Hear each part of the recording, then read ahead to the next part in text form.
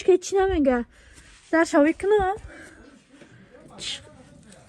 میبره. اوی مهمون نمی ما گجوشن. اوی قفار بیایی.